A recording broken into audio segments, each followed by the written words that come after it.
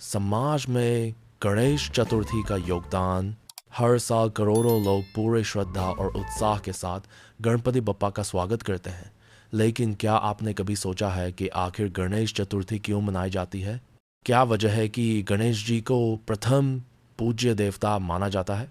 कैसे एक साधारण सा बालक जिसने अपने ही पिता भगवान शिव को द्वार पर रोक दिया, पूरे ब्रह्मांड का प्रिय देवता बन गया। इस कहानी में छुपा है जन्म, बलिदान, रहस्य और आशीर्वाद का अद्भुत संगम। आइए जानते हैं गणेश जी के जन्म से लेकर उनके हाथी के सिर तक की चमत्कारी यात्रा और गणेश चतुर्थी के पीछे छुपा दिव्य कारण।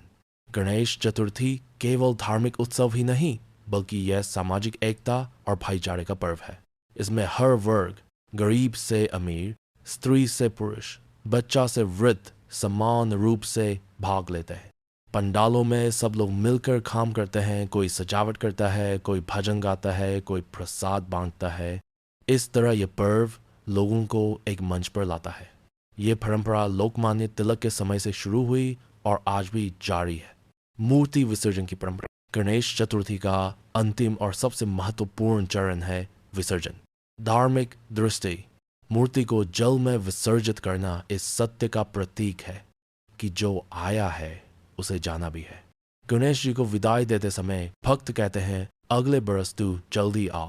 इसका अर्थ है कि ईश्वर का आशीर्वाद हमेशा हमारे जीवन में बना रहे।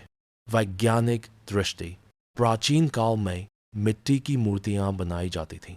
पूजा के बाद जब उन्हें जल में विसर्जित किया जाता था तो वह मिट्टी घोलकर जल को शुद्ध करती थी। इससे जल में मौजूद कीटाणु नष्ट होते और खेती के लिए उपजाऊ मिट्टी भी मिलती। यानी मूर्ति विसर्जन का एक पर्यावरणीय लाभ भी था। आज की चुनौतियां। आधुनिक समय में गणेश चतुर्थी में कुछ चुनौतियां भी सामने आई हैं। प्लास्टर ऑफ पेरिस की मूर्तियां आजकल बड़ी बड़ी मूर्तियां से बनाई जाती हैं। ये जल में जल्दी नहीं खुलती और नदी समुद्र को प्रदूषित करती है। इससे जलचर प्राणियों को हानि पहुंचती है। रासायनिक रंग। मूर्तियों पर चढ़ाए जाने वाले चमकीले रंग पानी को दूषित करते हैं।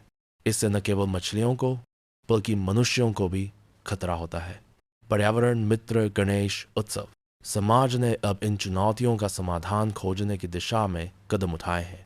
मिट्टी की मूर्तियां। लोग फिर से पारंपरिक मिट्टी की मूर्तियां अपनाने लगे हैं। बीज गणपति। ऐसी मूर्तियां जिनमें बीज दबे रहते हैं। विसर्जन के बाद ये मूर्ति खुलकर पौधा बन जाती है। घर पर विसर्जन। कुछ लोग छोटी मूर्तियों को घर में ही बाल्टियों या टब में विसर्जित करते हैं और उस जल को पौधों में उपयोग करते हैं। प्राकृतिक रंग। अब मूर्तियों पर हल्दी, चूना या पौधों से बने रंगों का प्रयोग बढ़ रहा है। यह परंपरा बताती है कि धर्म और प्रकृति का संतुलन कितना आवश्यक है।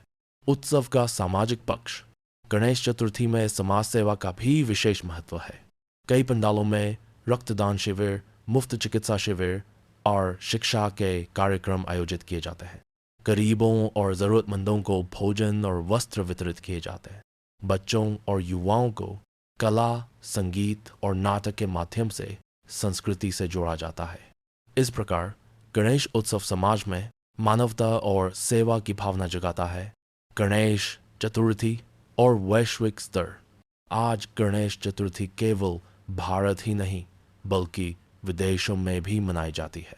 America, Britain, Australia, Canada, Dubai, Singapore जैसे देशों में बसे भारतीय सामूहिक रूप से पंडाल सजाते हैं।